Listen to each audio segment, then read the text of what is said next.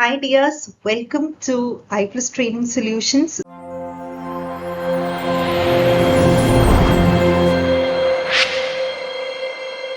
So, ഇന്ന് നമ്മൾ net ഇക്കണോമിക്സിലെ December 2020-25 questions ആണ് ഡിസ്കസ് ചെയ്യാനായിട്ട് പോകുന്നത്. So, let's begin the session. So, the very first question is, increased fiscal deficit leads to. 4 options തന്നിട്ടുണ്ട്. Option A increase in government spending, option B increase in domestic interest rate, option C fall in private investment, option D fall in total borrowing by the government. Choose the correct answer from the options given below. So increased fiscal deficit ഏത് സിറ്റുവേഷനിലേക്കാണ് lead ചെയ്യുന്നത് എന്നാണ് ചോദ്യം. So correct option is option 2 ആണ്, that is A, B and C only. So നമുക്ക് ഈ ഓരോ ഓപ്ഷനും ഒന്ന് അനലൈസ് ചെയ്യാം. ഇൻക്രീസ് ഇൻ ഗവൺമെന്റ് സ്പെൻഡിങ് എന്ന് പറയുമ്പോൾ എന്താണ്? ഫിസ്ക്കൽ ഡെഫിസിറ്റ് എന്ന് പറയുന്നത് തന്നെ it is that government expenditure increases relative to revenue. റവന്യൂവിനേക്കാൾ ഗവൺമെന്റ് എക്സ്പെൻഡിച്ചർ കൂടുന്നു. ഓക്കെ, അതാണ് ജനറലി ഫിസ്ക്കൽ ഡെഫിസിറ്റ് എന്ന് പറഞ്ഞാൽ തന്നെ. സോ ഓപ്ഷൻ എ കറക്റ്റ് ആണ്. രണ്ടാമത്തത് option B, that is increase in domestic interest rate. That is also correct because fiscal deficit in the samayathu government will be heavily borrowing from the domestic market. Domestic market il ninnu heavily borrow cheyyunnathu kondu thanne ഫണ്ടിനുള്ള demand കൂടുതലായിരിക്കും. ഫണ്ടിനുള്ള demand കൂടുമ്പോൾ അവിടെ interest റേറ്റും കൂടുന്നു. അതുകൊണ്ട് option B is also right statement. അടുത്തത് option C ആണ്, fall in private investment. അതായത് ഹയർ ഇൻട്രസ്റ്റ് റേറ്റ് പ്രൈവറ്റ് ഫേംസിന് ബോറോ ചെയ്യുന്നത് കോസ്റ്റ്ലി ആക്കി മാറ്റും. It makes the higher interest rate will make borrowing costly for the private firms. അപ്പൊ ഇത് എന്തിലേക്ക് ലീഡ് ചെയ്യും? This reduces the private investment. ഇത് പ്രൈവറ്റ് ഇൻവെസ്റ്റ്മെന്റിനെ കുറയ്ക്കും. അതായത് അവിടെ ക്രൗഡിംഗ് ഔട്ട് ഇഫക്റ്റ് ഉണ്ടാവുന്നതാണ്. എന്താണ് ഈ crowding out effect of investment എന്ന് പറയുന്നത്? അതായത് increased government spending and borrowing reduces the private investment. അതിനെയാണ് നമ്മൾ എന്ത് പറയുന്നത്? Crowding out effect of investment എന്ന് പറയുന്നത്. ഓക്കെ, അടുത്തത് ഓപ്ഷൻ ഡി ആയിരുന്നു, that is fall in total borrowing by the government. That is incorrect. എന്തുകൊണ്ടാണ്? ബിക്കോസ് ഫിസ്ക്കൽ ഡെഫിസിറ്റ് എന്ന് പറയുന്നത് it actually leads to more borrowing. Fiscal deficit ഉണ്ടാവുമ്പം അവിടെ borrowing കൂടും, കുറയ്ക്കില്ല. അതുകൊണ്ട് ഓപ്ഷൻ ഡി ഇൻകറക്റ്റ് ആണ്. So this is all about this question. Let's move on to the next. That is a natural monopoly occurs when. 4 options കൊടുത്തിട്ടുണ്ട്. So നമുക്ക് right answer ഏതാണെന്ന് നോക്കാം. ഓപ്ഷൻ 4 ആണ് കറക്റ്റ് ആൻസർ എന്ന് പറയുന്നത്. അതായത് ഓപ്ഷൻസ് ആയിട്ട് കൊടുത്തിരുന്നത് ആവറേജ് കോസ്റ്റ് എന്തായിരിക്കും ഒരു നാച്ചുറൽ മൊണോപോളി ഒക്കർ ചെയ്യുമ്പം ആവറേജ് കോസ്റ്റ് എങ്ങനെയായിരിക്കും? വിൽ ഇറ്റ് ഇൻക്രീസ് അല്ലെങ്കിൽ കോൺസ്റ്റന്റ് ആയിട്ട് നിൽക്കോ, ഡിക്രീസ് ആവോ, ഔട്ട്പുട്ട് കൂടുന്ന അനുസരിച്ച് എന്നായിരുന്നു ചോദ്യം. അപ്പം റൈറ്റ് ആൻസർ ആയിട്ട് വരുന്നത് ഓപ്ഷൻ 4 ആണ്. That is, average cost keeps on decreasing with increase in output over the relevant range of output. അതായത് ഔട്ട്പുട്ട് കൂടുന്നതിനനുസരിച്ച് ആവറേജ് കോസ്റ്റ് ഡിക്രീസ് ചെയ്തുകൊണ്ട് നിൽക്കുന്നു എന്നാണ്. That is what occurs in a natural monopoly. So ആദ്യം തന്നെ എപ്പോഴാണ് natural monopoly exist ചെയ്യുന്നതെന്ന് പറഞ്ഞുതരാം. It is when a single firm can produce a entire market output.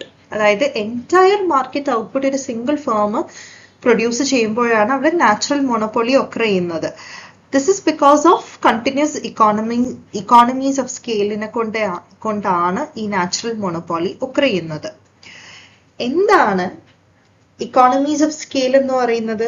It is when increased production causes a decrease in the long run average cost per unit.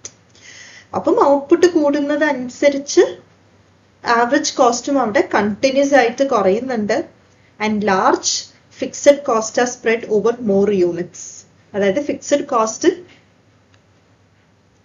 ഓരോ unit of ഔട്ട്പുട്ടിന്റെ മേലും spread ആവുന്നുണ്ട്. So one large producer becomes more efficient than many small producers. Okay, so ഇതാണ് natural monopoly എന്ന് പറയുന്നത്. നമ്മൾ മനസ്സിലാക്കേണ്ടത് natural മോണോപോളിയിൽ average cost will be decreasing or continuously falling as output increases.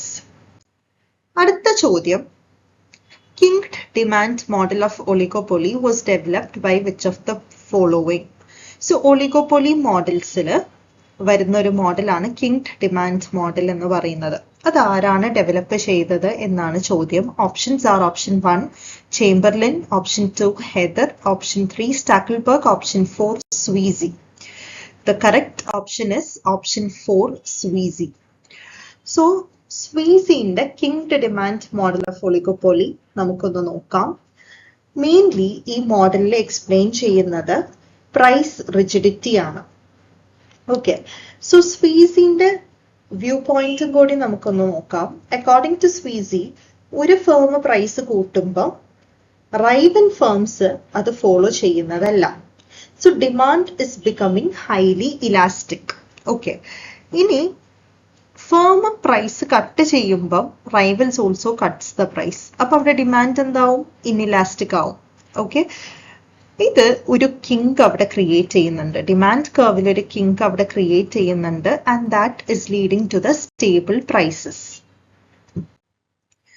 So ഇവിടെ നമുക്ക് ആ ഒരു graphical representation of kinked demand curve model ഒന്ന് നോക്കാം.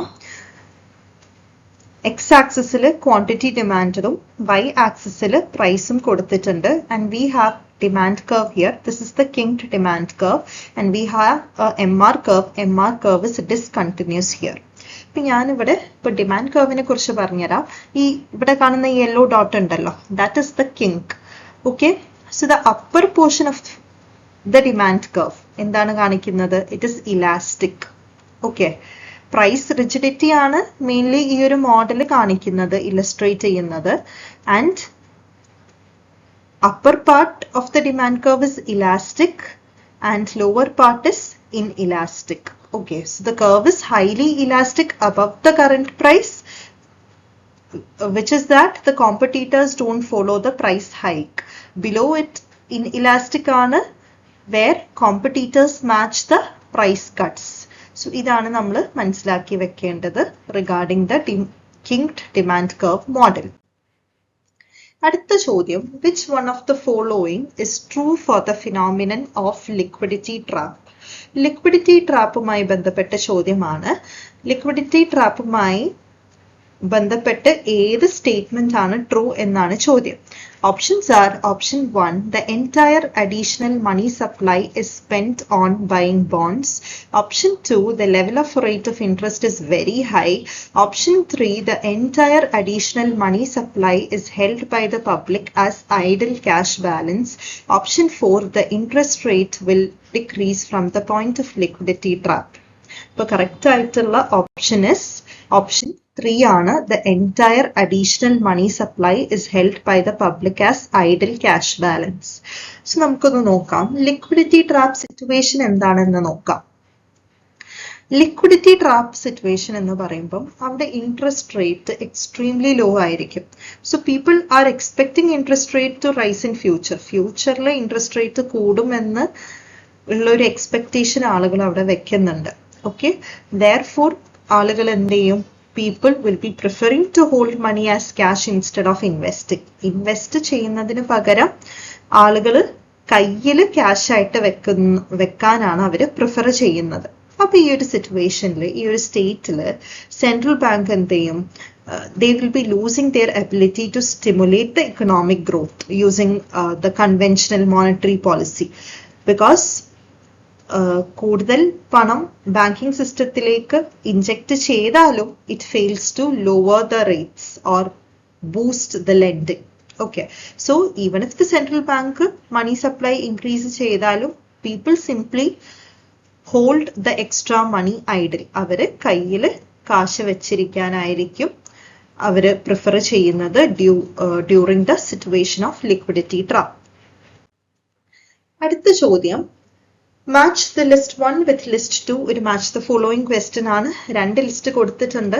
List 1 is different finance commissions ആണ് കൊടുത്തിട്ടുള്ളത്. ലിസ്റ്റ് 2 അതിന്റെ കറസ്പോണ്ടിങ് ഓരോ ഫിനാൻസ് കമ്മീഷനും കറസ്പോണ്ടിങ് ആയിട്ട് അവരുടെ വെർട്ടിക്കൽ ടാക്സ് ഡെവല്യൂഷൻ എത്രയാണ്, അതുപോലെ തന്നെ States share of the central taxes എത്രയാണ് എന്നാണ് ചോദ്യമായിട്ടുള്ളത്. ഓക്കെ, സോ ഒരു കാര്യം ഞാൻ പറഞ്ഞോട്ടെ, ഇവിടെ വെർട്ടിക്കൽ ടാക്സ് ഡെവല്യൂഷൻ എന്താണെന്ന് ആദ്യം പറഞ്ഞുതരാം. വെർട്ടിക്കൽ ടാക്സ് ഡെവല്യൂഷൻ എന്ന് പറയുമ്പോൾ it is sharing the net proceeds of the central tax between the union government and the state governments collectively. Okay, ഇനി നമുക്കൊന്ന് മാച്ച് ചെയ്യാം. ഇതില് കറക്റ്റ് ഓപ്ഷൻ വരുന്നത് ഓപ്ഷൻ 4 ആണ്. Okay, option 4 is the correct answer. അതായത്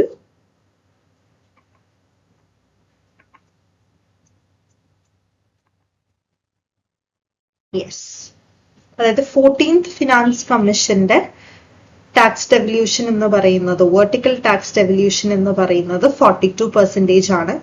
15th finance കമ്മീഷന്റെ vertical tax devolution എന്ന് പറയുന്നത് 41% ആണ്. അപ്പൊ 14th 15th finance commission compare ചെയ്യുമ്പോൾ 15th ഫിനാൻസ് കമ്മീഷനിലോട്ട് എത്തിയപ്പോഴേക്കും അവിടെ 1% കുറവുണ്ട്. എന്തുകൊണ്ടാണ് 1% വെർട്ടിക്കൽ ടാക്സ് ഡെവല്യൂഷൻ അവിടെ കുറഞ്ഞതെന്ന് വെച്ച് കഴിഞ്ഞാൽ it was made to accommodate the newly formed union territory of Jammu and Kashmir and Ladakh. Okay, അവർക്ക് വേണ്ടിയിട്ട് അക്കോമഡേറ്റ് ചെയ്തതാണ്. ഇനി 12th ഫിനാൻസ് കമ്മീഷന്റെ സ്റ്റേറ്റ് ഷെയർ എന്ന് പറയുന്നത് 30.5% ഓഫ് സെൻട്രൽ ടാക്സസ് ആണ്. 13th ഫിനാൻസ് കമ്മീഷന്റെ സ്റ്റേറ്റ്സ് ഷെയർ എന്ന് പറയുന്നത് 32% ഓഫ് സെൻട്രൽ ടാക്സസ് ആണ്. ഇനി നമുക്ക് അടുത്ത ചോദ്യത്തിലോട്ട് പോവാം. That is, when public revenue increases by more than 1% when public revenue increases by more than 1% for a 1% increase in GDP, it is known as. Options are option 1 CENVAT, option 2 inelastic tax system, option 3 proportional tax system, option 4 tax buoyancy. Correct answer is option 4 ആണ്. So എന്താണ് tax buoyancy എന്ന് പറഞ്ഞു കഴിഞ്ഞാൽ? Tax buoyancy എന്ന് പറഞ്ഞു കഴിഞ്ഞാൽ it measures how the responsive tax revenue is to changes in GDP. അതായത് tax revenue എങ്ങനെ റെസ്പോണ്ട് ചെയ്യുന്നു GDP ചേഞ്ചസിനോട് എന്നാണ് ടാക്സ് ബോയൻസി മെഷർ ചെയ്യുന്നത്. അതായത് if GDP increases by 1%, tax revenue increases by more than 1%, എങ്കിൽ ടാക്സ് സിസ്റ്റം ബോയന്റ് ആണ് എന്ന് പറയും. സോ ടാക്സ് ബോയൻസിന്റെ ഒരു മാത്തമെറ്റിക്കൽ ഫോർമുല പറയുകയാണെങ്കിൽ it is the percentage change in tax revenue divided by percentage change in GDP. So if the value is greater than 1, അതായത് ഈ tax ബോയൻസിന്റെ വാല്യൂ ഗ്രേറ്റർ ദാൻ 1 ആവുമ്പോൾ നമ്മൾ മനസ്സിലാക്കേണ്ട കാര്യം tax revenue grows faster than the GDP എന്നാണ്. Okay, അടുത്ത question നമുക്ക് നോക്കാം. Given the demand function Q is equal to 100 minus P minus P square, the elasticity of demand at price P is equal to 5 is. Options are option 1 elastic, option 2 inelastic, option 3 unitary elastic, option 4 infinitely elastic. അപ്പോൾ ഒരു demand function തന്നിട്ടുണ്ട്, അതുപോലെ തന്നെ പ്രൈസും തന്നിട്ടുണ്ട്.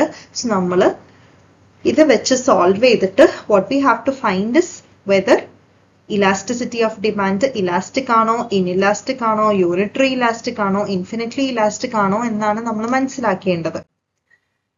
അപ്പം answer is inelastic. എങ്ങനെയാണ് എന്ന് നമുക്കൊന്ന് നോക്കാം. So given the function is Q is equal to 100 minus P square. അപ്പൊ ഇവിടെ elasticity of demand at P തന്നിട്ടുണ്ട്, അതായത് പ്രൈസ് തന്നിട്ടുണ്ട്, പ്രൈസ് ഇസ് 5. സോ നമുക്ക് ആദ്യം ഇതൊന്ന് സോൾവ് ചെയ്യാം. ഫസ്റ്റ് നമ്മൾ ചെയ്യേണ്ട കാര്യം എന്താണെന്ന് വെച്ച് കഴിഞ്ഞാൽ പ്രൈസ് ഇലാസ്റ്റിസിറ്റി ഓഫ് ഡിമാൻഡിന്റെ ഫോർമുല എന്താണെന്ന് മനസ്സിലാക്കണം. That is ED. ED means elasticity of demand is equal to dq by dp into p by q. എന്ന് വെച്ചാൽ delta q by delta p എന്നും പറയും. That is change in quantity divided by change in price multiplied by price divided by q. Okay. So നമുക്ക് ആദ്യം ചെയ്യേണ്ട ഒരു കാര്യം എന്താണെന്ന് വെച്ച് കഴിഞ്ഞാൽ ഡിമാൻഡ് ഫംഗ്ഷൻ ഒന്ന് ഡിഫറൻഷിയേറ്റ് ചെയ്യാം. ഡിമാൻഡ് ഫംഗ്ഷൻ ഡിഫറൻഷിയേറ്റ് ചെയ്ത് കഴിഞ്ഞാൽ നമുക്കിത് കിട്ടും. അതായത് D Q by D P എന്നുള്ളത് കിട്ടും. അപ്പൊ demand function Q is equal to 100 minus P square എന്നുള്ളതൊന്ന് ഡിഫറൻഷിയേറ്റ് ചെയ്ത് കഴിഞ്ഞാൽ 100 0 ആണ്, മൈനസ് പിന്റെ ഡിഫറൻസിയേഷൻ എന്ന് പറയുന്നത് -1 ആണ്, പി സ്ക്വയർ -2p ആവും. Okay, so D Q by D P എന്നുള്ളത് നമുക്ക് -1 -2p എന്ന് കിട്ടി. ഇനി p is equal to 5 ആണെന്ന് പറഞ്ഞു അല്ലെ, p is equal to 5 ആണെന്ന് പറഞ്ഞിട്ടുണ്ട്. And dq by dp is equal to -1 -2p ആയിരുന്നു, p 5 ആണ്, so 2 into -5 എന്ന് പറയും -10 ആവും. സോ -1 -10 ആണ് dq by dp എന്ന് പറയുന്നത്. ദാറ്റ് ഇസ് -11 നമുക്ക് കിട്ടി. ഇനി find the q at p is equal to 5. നമുക്ക് q കണ്ടുപിടിക്കണം. p is equal to 5 ആണ് അല്ലെ. അപ്പൊ അതൊന്ന് സബ്സ്റ്റിറ്റ്യൂട്ട് ചെയ്ത് കഴിഞ്ഞാൽ 100 മൈനസ്, അതായത് ആ ഫംഗ്ഷനിലോട്ട് ഒന്ന് പ്രൈസ് സബ്സ്റ്റിറ്റ്യൂട്ട് ചെയ്ത് കഴിഞ്ഞാൽ will get 100 minus 5 minus 25 that is 70 എന്ന് കിട്ടും. ഇനി നമുക്ക് ഇലാസ്റ്റിസിറ്റി കാൽക്കുലേറ്റ് ചെയ്യാം. നമുക്ക് വേണ്ടതെല്ലാം കിട്ടി. അപ്പൊ elasticity of demand is equal to -11, അതായത് D Q by D P എന്നുള്ളത് -11 ആയിരുന്നു. പിന്നെ പി ബൈ ക്യൂ എന്ന് പറയുന്നത്, ക്യൂ നമുക്ക് 70 കിട്ടി ക്വാണ്ടിറ്റി, പിന്നെ പി പ്രൈസ് ഗിവൻ ആയിരുന്നു 5 ആയിരുന്നു, -11 മൾട്ടിപ്ലൈഡ് ബൈ 5/70 എന്ന് പറയുമ്പോൾ അതിന്റെ ഫൈനൽ ആൻസർ ആയിട്ട് നമുക്ക് എന്ത് കിട്ടും? -0.79 കിട്ടും. Okay, so negative sign ignore ചെയ്യും നമ്മൾ. എന്തുകൊണ്ടാണ്? Because elasticity is usually taken in absolute വാല്യൂലാണ് എടുക്കാറ്. Okay, so elasticity of demand is equal to 0.79 ആണ്, വിച്ച് ഇസ് ലെസ് ദാൻ 1. 1-നേക്കാളും കുറവാണ് ഇലാസ്റ്റിസിറ്റി ഓഫ് ഡിമാൻഡ് എന്ന് പറയുന്നത്. 1-നേക്കാളും കുറവായതുകൊണ്ട് തന്നെ we can say that demand is inelastic. ഇനി കിട്ടുന്ന വാല്യൂ 1-നേക്കാളും കൂടുതലായിരുന്നെങ്കിൽ എന്താണ്? ഇലാസ്റ്റിക് ആയിരുന്നു അല്ലെ, ഡിമാൻഡ് അവിടെ ഇലാസ്റ്റിക് ആവും. ഇനി കിട്ടുന്ന വാല്യൂ ഈക്വൽ ടു 1 ആണെന്നുണ്ടെങ്കിൽ അത് യൂണിറ്ററി ഇലാസ്റ്റിക് ആയിരുന്നു. Okay, so this is how we got the answer. Demand is inelastic and I hope the explanation is clear. ഇനി അടുത്ത ചോദ്യത്തിലോട്ട് പോവാം. Which tax is also popularly known as the destination tax എന്നാണ് ചോദ്യം. So ഇവിടെ 4 options കൊടുത്തിട്ടുണ്ട്. The first option 1 customs duty, 2 corporate tax, 3 goods and services tax, 4 central excise duty. So the correct answer is option 3 ആണ്, goods and services tax. എന്തുകൊണ്ടാണ് GST-നെ destination tax എന്ന് വിളിക്കുന്നത് എന്ന് പറഞ്ഞുതരാം. അതായത് when the tax revenue goes to the state where the goods or services are consumed, അതായത് destination based tax എന്ന് പറയാൻ കാരണം ടാക്സ് റവന്യൂ പോകുന്നത് is to the state where the goods or services are consumed, not to the state where they are produced. ഏത് സ്റ്റേറ്റിലാണോ good produce ചെയ്തത് അങ്ങോട്ടല്ല tax revenue പോകുന്നത്. നേരെ മറിച്ച് ഏത് സ്റ്റേറ്റിലാണോ ആ ഗുഡ് കൺസ്യൂം ചെയ്തത് ആ സ്റ്റേറ്റിലേക്കാണ് ടാക്സ് റവന്യൂ പോകുന്നത്. സോ GST ഫോളോ ചെയ്യുന്നത് പ്രിൻസിപ്പളിനെയാണ് ആൻഡ് ടാക്സ് ഫോളോ ചെയ്യുന്നത് കൺസംഷനെയാണ്. Okay, so example ആയിട്ട് പറയുകയാണെങ്കിൽ if a particular product is manufactured in Tamil Nadu but consumed in Kerala, തമിഴ്നാടുവിൽ മാനുഫാക്ചർ ചെയ്ത പ്രോഡക്റ്റ് കേരളത്തിലാണ് കൺസംഷൻ നടക്കുന്നത് എങ്കിൽ GST റവന്യൂ പോകുന്നത് കേരളത്തിലേക്കാണ്. ആ പ്രോഡക്റ്റ് എങ്ങോട്ടാണോ ഡെസ്റ്റിൻഡ് ചെയ്തത് അവിടെയാണ് ആ ടാക്സ് റവന്യൂ പോകുന്നത്. അതുകൊണ്ടാണ് GST-നെ ഡെസ്റ്റിനേഷൻ ടാക്സ് എന്ന് പറയാനായിട്ട് കാരണം, ഡെസ്റ്റിനേഷൻ ബേസ്ഡ് ടാക്സ് എന്ന് വിളിക്കാനായിട്ട് കാരണം. അടുത്ത ചോദ്യം ഒരു മാച്ച് ദ ഫോളോയിങ് ക്വസ്റ്റ്യൻ ആണ്.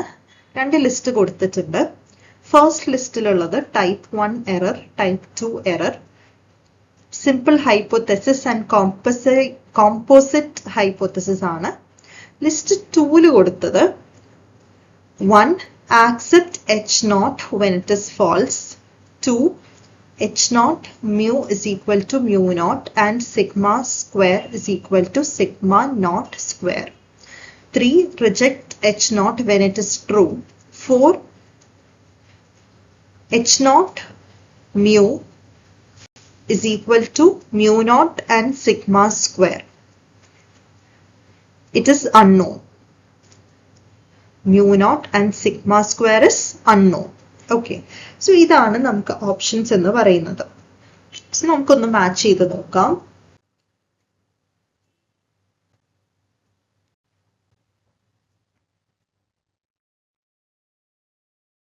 ഇങ്ങനെയാണ് ഓപ്ഷൻസ് വരാം. ഓക്കെ. സോ ഓരോന്നും നമുക്കൊന്ന് ഡീറ്റെയിൽ ആയിട്ട് നോക്കാം. അതായത് ടൈപ്പ് 1 എറർ എന്താ, ടൈപ്പ് 2 എറർ എന്താ, സിമ്പിൾ ഹൈപ്പോതെസിസ് എന്താ, കോമ്പോസിറ്റ് ഹൈപ്പോതെസിസ് എന്താ എന്നുള്ളത് നമുക്ക് ആദ്യം ഒന്ന് നോക്കാം. സോ നമ്മൾ മനസ്സിലാക്കേണ്ട ഒരു കാര്യം, ടൈപ്പ് 1 ആൻഡ് ടൈപ്പ് 2 എററിലേക്ക് പോകുന്ന മുന്നേ നമ്മൾ മനസ്സിലാക്കേണ്ടത്, ഒരു ഹൈപ്പോതെസിസ് ടെസ്റ്റിംഗിൽ we first assume something is true. നമ്മൾ ആദ്യം എന്തോ ഒന്ന് ട്രൂ ആണെന്ന് അസ്യൂം ചെയ്യുന്നു. ദാറ്റ് അസംഷനെയാണ് നൾ ഹൈപ്പോതെസിസ് എന്ന് പറയും, H0 എന്ന് പറയും. ഓക്കെ, ആ ഹൈപ്പോതെസിസിനെയാണ് H0 അല്ലെങ്കിൽ നൾ ഹൈപ്പോതെസിസ് എന്ന് പറയുന്നത്. ഓക്കെ, സോ എന്നിട്ട് നമ്മൾ ആ ടെസ്റ്റ് എന്നിട്ട് ആ ഹൈപ്പോതെസിസ് നമ്മൾ ടെസ്റ്റ് ചെയ്യും. ഓക്കെ, ഹൈപ്പോതെസിസ് ടെസ്റ്റിംഗിൽ we first assume something is true and that അസംഷനെയാണ് നമ്മൾ നൾ ഹൈപ്പോതെസിസ് എന്ന് പറയുന്നത്. Then we test that null hypothesis whether to know that we whether to reject it or accept it. ആ null hypothesis reject ചെയ്യണോ അല്ലെങ്കിൽ accept ചെയ്യണോ എന്നറിയാൻ വേണ്ടിയിട്ടാണ് ടെസ്റ്റ് ചെയ്ത് നോക്കും. ഓക്കെ, സോ നമുക്കൊന്ന് നോക്കാം. അങ്ങനെ ടെസ്റ്റ് ചെയ്യുമ്പോൾ വരുന്ന രണ്ട് എറേഴ്സ് ആണ് ടൈപ്പ് 1 എററും type 2 error. So the first one is type 1 error. അതായത് ഒരു ട്രൂ ആയിട്ടുള്ള നൾ ഹൈപ്പോതെസിസ് റിജക്ട് ചെയ്യുകയാണെങ്കിൽ അതിനെ ടൈപ്പ് 1 എറർ എന്ന് പറയും. That is rejecting H0 when H0 is true. H0 true ആവുന്ന സമയത്ത് H0നെ റിജക്ട് ചെയ്യുകയാണെങ്കിൽ അതിനെ വിളിക്കുന്ന പേരാണ് ടൈപ്പ് 1 എറർ എന്ന് പറയുന്നത്. അടുത്തത് ടൈപ്പ് 2 എറർ ആണ്. അതായത് accepting a false null hypothesis. ഒരു ഫാൾസ് ആയിട്ടുള്ള നൾ ഹൈപ്പോതെസിസിനെ ആക്സെപ്റ്റ് ചെയ്യുന്നതിനെയാണ് ടൈപ്പ് 2 എറർ എന്ന് പറയുന്നത്. Okay, that is accept H0 when H0 is false. അടുത്തത് നമുക്ക് ഉണ്ടായിരുന്നത് simple hypothesis and composite hypothesis ആണ്. ഇപ്പൊ സിമ്പിൾ ഹൈപ്പോതെസിസ് എന്ന് പറയുമ്പം it completely specifies the population distribution or parameters. Okay, അതായത് പോപ്പുലേഷൻ ഡിസ്ട്രിബ്യൂഷനെ കംപ്ലീറ്റ്ലി സ്പെസിഫൈ ചെയ്യുന്നു, പാരാമീറ്റേഴ്സിനൊക്കെ കംപ്ലീറ്റ്ലി സ്പെസിഫൈ ചെയ്യുന്നു. മീൻ ഫിക്സഡ് ആണ്, വേരിയൻസ് ഫിക്സഡ് ആണ്, that is everything is known. അതിനെയാണ് നമ്മൾ സിമ്പിൾ ഹൈപ്പോതെസിസ് എന്ന് പറയുന്നത്. അടുത്തതാണ് കോമ്പോസിറ്റ് ഹൈപ്പോതെസിസ് എന്ന് പറയുന്നത്. That is it does not completely specify the parameters. പാരാമീറ്റേഴ്സിനെ കംപ്ലീറ്റ് ആയിട്ട് സ്പെസിഫൈ ചെയ്യുന്നില്ല. അതിനെയാണ് നമ്മൾ കോമ്പോസിറ്റ് ഹൈപ്പോതെസിസ് എന്ന് പറയുന്നത്. Okay, that is mu is equal to mu naught, sigma square is unknown. എന്ന് വെച്ചാൽ ഇവിടെ മീൻ ഫിക്സഡ് ആണ്, പക്ഷെ വേരിയൻസ് അൺനോൺ ആണ്. അതുകൊണ്ട് തന്നെ ഹൈപ്പോതെസിസ് അൺനോൺ ആണ്. ഇത്തരം ഹൈപ്പോതെസിസിനെയാണ് കോമ്പോസിറ്റ് ഹൈപ്പോതെസിസ് എന്ന് പറയുന്നത്. So I hope it is clear and this is all about this question. So ഈ ഒരു മാച്ച് ദ ഫോളോയിങ്ങിലൂടെ നമ്മൾ ടെസ്റ്റിംഗ് ഹൈപ്പോതെസിസുമായി ബന്ധപ്പെട്ട് കുറച്ച് കോൺസെപ്റ്റ്സ് പഠിച്ചു. അടുത്ത ചോദ്യം നമുക്ക് നോക്കാം. Given the structural model 3 equations കൊടുത്തിട്ടുണ്ട്. Okay, based on the order condition, the second equation is option 1 over identified, option 2 exactly identified, option 3 under identified, option 4 information not sufficient. So തന്നിരിക്കുന്ന 3 ഇക്വേഷൻസിൽ second equation എന്താണ് എന്നാണ് ചോദ്യം. അപ്പൊ നമ്മൾ എന്ത് ചെയ്യണം? ഇതൊന്ന് സോൾവ് ചെയ്യണം. ഓക്കെ, ഇതെങ്ങനെയാണ് സോൾവ് ചെയ്യുക എന്ന് നമുക്കൊന്ന് നോക്കാം. ആൻസർ ഇസ് ഓവർ ഐഡന്റിഫൈഡ് ആണ്. എങ്ങനെയാണ് സോൾവ് ചെയ്യുക എന്നുള്ളത് പറഞ്ഞുതരാം. So given the system 3 equations തന്നു. സോ സെക്കൻഡ് ഇക്വേഷന്റെ ഓർഡർ കണ്ടീഷൻ നമ്മളൊന്ന് ചെക്ക് ചെയ്യണം. Okay, so order condition check ചെയ്യുക എന്ന് പറയുമ്പോൾ അതിന്റെ ഇക്വേഷൻ ആണ് k minus k more than or equal to g minus g. ഇവിടെ capital K minus small k more than or equal to capital G minus g. അപ്പം ഓരോന്നും എന്താണ് represent ചെയ്യുന്നത് എന്ന് പറയാം. അപ്പം ക്യാപിറ്റൽ G ഇവിടെ റെപ്രസെന്റ് ചെയ്യുന്നത് ഈ ഹോൾ സിസ്റ്റം, അതായത് 3 ഇക്വേഷനും അല്ലെ, ഈ ഹോൾ സിസ്റ്റത്തിൽ എത്ര ടോട്ടൽ എൻഡോജീനിയസ് വേരിയബിൾസ് ഉണ്ട് എന്നാണ് G എന്നതുകൊണ്ട് ഉദ്ദേശിക്കുന്നത്. അടുത്തതാണ് small g, endogenous variable in the particular equation. അതായത് സെക്കൻഡ് ഇക്വേഷന്റെ ഓർഡർ കണ്ടീഷൻ ആണ് നമ്മൾ നോക്കേണ്ടത്. അപ്പൊ ഈ തന്നിരിക്കുന്ന സെക്കൻഡ് ഇക്വേഷനിൽ എത്ര എൻഡോജീനിയസ് വേരിയബിൾ വരുന്നുണ്ട് എന്ന് നമ്മൾ ചെക്ക് ചെയ്യണം. അടുത്തത് ക്യാപിറ്റൽ K, അതായത് total predetermined or exogenous variable in the whole system. 3 ഇക്വേഷൻസിലും വരുന്ന പ്രീ ഡിറ്റർമിൻഡ് ആയിട്ടുള്ള എക്സോജീനിയസ് വേരിയബിൾ, ആ ഹോൾ സിസ്റ്റത്തിൽ വരുന്ന എക്സോജീനിയസ് വേരിയബിൾ എത്രയുണ്ട്. സ്മോൾ k എന്ന് പറയുമ്പോൾ ആ പെർട്ടിക്കുലർ ഇക്വേഷനിൽ സെക്കൻഡ് ഇക്വേഷനിൽ വരുന്ന എക്സോജീനിയസ് വേരിയബിൾ എത്രയുണ്ട്. ഇതായിരുന്നു നമ്മൾ നോക്കേണ്ടത്. അടുത്ത നമുക്ക് നോക്കാം identify the endogenous variable. So equation പഠിച്ചു, ഓരോന്നും എന്താണ് റെപ്രസെന്റ് ചെയ്യേണ്ടത് എന്ന് പഠിച്ചു. ഇനി നമ്മൾ വേരിയബിൾസ് ഒന്ന് ഐഡന്റിഫൈ ചെയ്യാം. അപ്പൊ എൻഡോജീനിയസ് വേരിയബിൾ എന്ന് പറയുന്നത് y വേരിയബിൾ ആയിരുന്നു. 3 y വേരിയബിൾ ആണ് ആ set of ഇക്വേഷനിലുള്ളത്, y1, y2, y3. അതുകൊണ്ട് തന്നെ ക്യാപിറ്റൽ G എന്ന് പറയുന്നത് 3 ആണ്. ഓക്കെ, ഇനി അടുത്ത step is to identify exogenous variable. അതായത് എക്സോജീനിയസ് വേരിയബിൾ x വേരിയബിൾസ് ആണ്. x1, x2, x3. അപ്പൊ ജിയും 3 കിട്ടി, കെയും നമുക്ക് ക്യാപിറ്റൽ K 3 കിട്ടി. അടുത്തത് focus on the second equation. Second equation ആയിരുന്നു ഇത്. ഓക്കെ, നമുക്ക് ഈ ഒരു പെർട്ടിക്കുലർ ഇക്വേഷന്റെ വേരിയബിൾസ് നോക്കാം. That is endogenous variable in the second equation എന്ന് പറയുന്നത് y2 ആൻഡ് y3 ആണ്. സ്മോൾ g എന്ന് പറയുന്നത് 2 ആണ്. Exogenous variable in the second equation എന്ന് പറയുന്നത് x3 മാത്രമാണ്. അതുകൊണ്ട് സ്മോൾ k എന്ന് പറയുന്നത് 1 ആണ്. സോ നമുക്കിപ്പോ ഓരോന്നും കിട്ടി. ഇക്വേഷൻസിൽ നിന്ന് നമ്മൾ ഈ പറയുന്നതൊക്കെ ആദ്യം എന്ത് ചെയ്തു? ഫൈൻഡ് ഔട്ട് ചെയ്തു. Once we have find out, what we have to do is apply the formula. Okay, formula എന്തായിരുന്നു നമ്മൾ പറഞ്ഞത്? k minus k, g minus g. അപ്പോൾ k minus k എന്ന് പറയുന്നത് 3 minus 1 that is equal to 2 and g minus g is 3 minus 2 that is equal to 1. അപ്പോൾ 2ഉം 1ഉം നമുക്ക് കിട്ടി. ഇനി നമ്മൾ കമ്പയർ ചെയ്യണം. that is 2 is more than 1 അല്ലേ? അതായത് എങ്ങനെയാണ് കമ്പാരിസൺ നടത്തുക? k minus k, g minus g ഇത് രണ്ടും ഈക്വൽ ആണ് എന്നുണ്ടെങ്കിൽ it is said to be exactly identified. ഇനി k minus k more than g minus g ആണ് നമുക്ക് കിട്ടുന്നതെങ്കിൽ ആ ഇക്വേഷൻ ഓവർ ഐഡന്റിഫൈഡ് എന്നാണ്. ഇനി k minus k is less than g minus g ആണ് എന്നുണ്ടെങ്കിൽ അത് അണ്ടർ ഐഡന്റിഫൈഡ് ആണ്. അപ്പൊ ഇവിടെ ഇപ്പൊ 2 is more than 1 അല്ലെ? 2 is more than 1. അതുകൊണ്ട് തന്നെ ഈ ഒരു റൂള് പ്രകാരം ഏതാണ്? it is over, equation is over identified എന്ന് നമുക്ക് പറയാനായിട്ട് പറ്റും. So this is all about this question and I hope it is clear. ഇനി നമുക്ക് അടുത്തത് ഒരു match the following question ആണ്.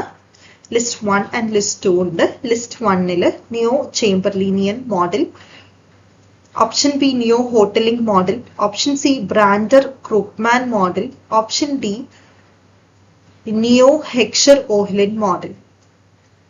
ലിസ്റ്റ് 2 കൊടുത്തിട്ടുണ്ട്. ഈ ഓരോ മോഡലും ഫോക്കസ് ചെയ്യുന്നത് എന്താണ് എന്നാണ് ലിസ്റ്റ് 2 കൊടുത്തത്. അപ്പം first option is horizontal differentiation of products, option 2 vertical differentiation of products, option 3 product differentiation, option 4 reciprocal dumping.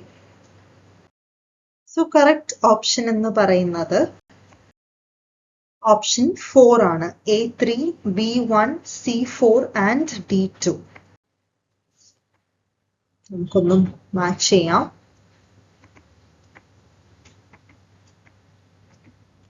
That is neo-chamberlainian model is focusing product differentiation.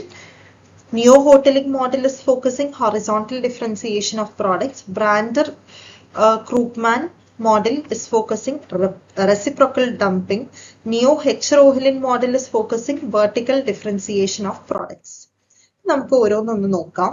അതായത് എഡ്വേർഡ് ചേംബർലിൻ ആണ് നിയോ ചേംബർലിൻ മോഡൽ ഡെവലപ്പ് ചെയ്തിട്ടുള്ളത്.